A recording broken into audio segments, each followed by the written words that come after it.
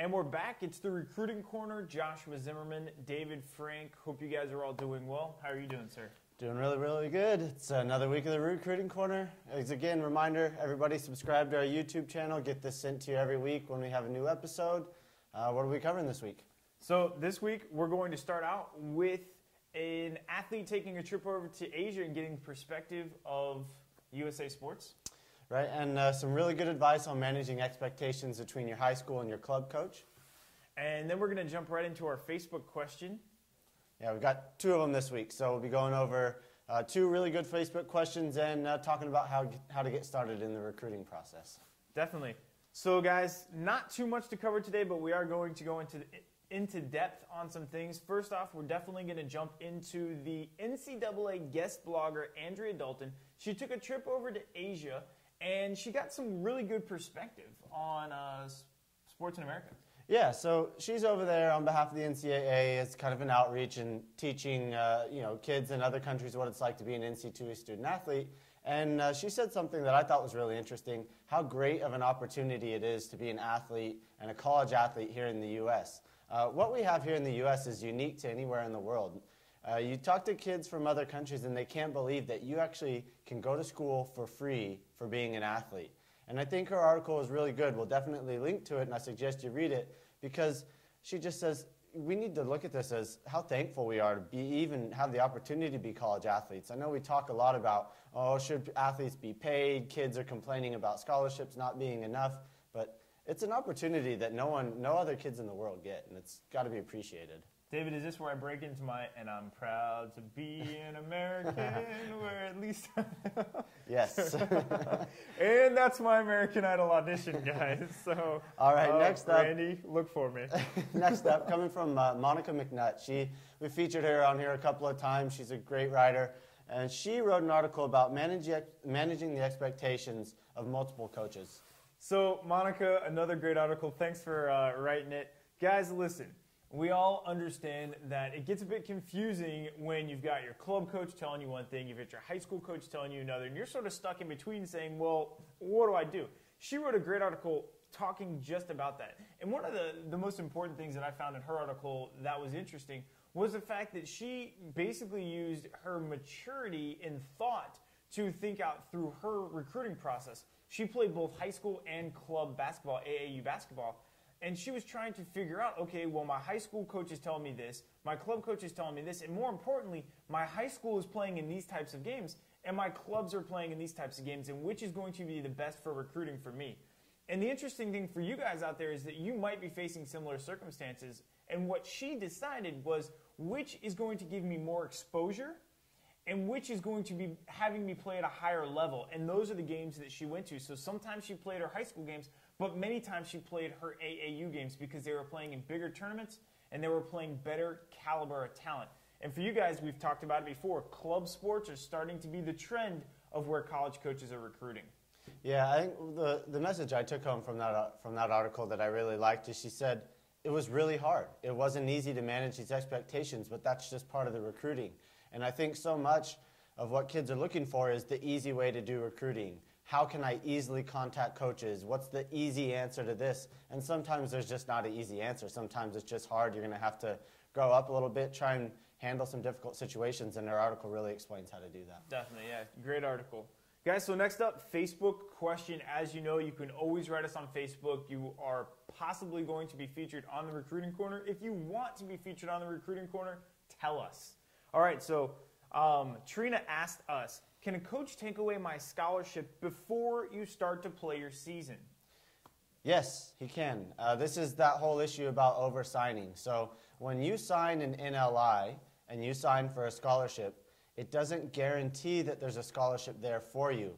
NLIs are a really one-sided agreement, and that's why I think down the road we might not see NLIs anymore. But currently, when you sign an NLI, it's an athlete committing to a school, but it doesn't guarantee that there's that scholarship there. It's a really, really tricky situation.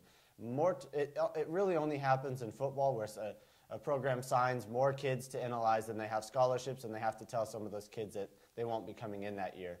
It's a really, really touchy situation. Trina, if you have a specific example that you want to give us or you want to call us, let us know, and we'll try to help you out as best we can.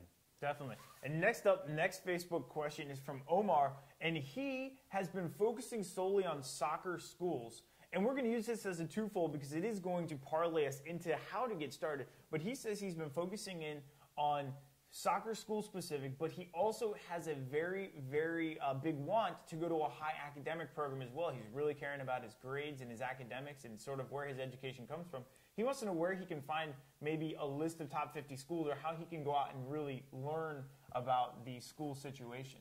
Yeah, well, Omar is on our College Coaches database, and so he's been using this tool to find schools and contact coaches. And Omar, one of the things you need to do is on the filter for our database is you can select really high academic standards, and that should help you find some of the higher academic schools.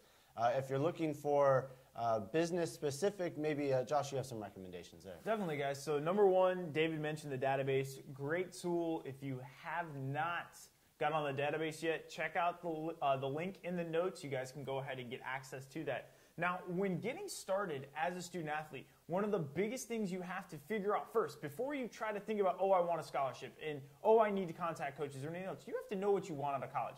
And I'm not telling you that you need to know, oh, I want to study business, I want to go to a top 50 school, but you need to know a couple of things. Number one, you need to know what's affordable, all right? You need to know what you can afford with a scholarship. You need to know what you can afford without a scholarship. You need to understand possibly what you want to study. It's going to help you out a little bit better, how far away you want to go to school. There's all these questions that you should start answering. And put together lists. They don't have to be necessarily your final list. Start with 100 schools. Try and figure out from those 100 schools which schools you academically qualify for. Are you on track to get into these schools if you applied today? And once you start to figure out those, talk with your family about them. Try to get their opinions. Don't let them sway you one way or another, but have solid reasons on why you want this school over another school. And then think about unofficial visits. You don't have to take them right away, but hopefully you're starting this as a freshman and a sophomore in high school and not mid-senior year when you're panicking to do everything at once. These processes take time. That's how you get started. It's not, hey, I want a scholarship, I want to contact the coach. It's, okay, let me think about this process logically. Go through the steps, 1, 2, 3, 4, 5, on what you want out of a school. And then, once you can come up with a logic list and say, this is why I want this school, this is what I want to do, this is why your school benefits me, then you can go out and try to start contacting coaches. Yeah, and the real big benefit there is, like we say all the time, you have to have a personal email to college coaches. And unless you've spent some time to think and understand what it is about that school that appeals to you, you're not going to come through with a really convincing message for that coach. And so, yeah, that's exactly what you need to be doing to get started. And for someone like Omar, you know, you're on the right track. Look for those high academic institutions, but make sure if you're looking at these top 50 schools, you have to understand you have to have elite academic status. And so if you don't have that status, maybe you need to try and, again, use our tool and find where you fit in academically. Guys, one thing that's really important when it comes to recruiting, and I cannot drill this home enough, is that if it's easy, it's not for you. No way ever will a scholarship be earned easily. There's a lot of work that has to be put into it. It doesn't matter if you're a great athlete or not. It still means that you still have work to put into the situation. So if something comes too easily to you, it's too good to be true. Yeah, that's exactly right. All right, so good. Got you guys started on some recruiting. And now, Josh, what are you doing this weekend? This weekend, I am going to relax. As you guys know, we're in the midst of packing up. We will be in San Francisco as of Monday, April 8th. So the next 2 recruiting corners will come from here, and then we will all be in San Francisco. Yourself? Same deal. Packing up home, packing up the office, taking care of everything I need to take care of. Been living here in Monterey for 8 years, so got a lot of goodbyes to say, but looking forward to moving to San Francisco. We're going to say goodbye to California's Central Coast, goodbye to the Sea Lions and the Seals, and hello to the big city. At least the big city on the West Coast. Guys, you have a great one. At JSimmy67, at Athnet, at David R. Frank. You guys know the drill. Thanks.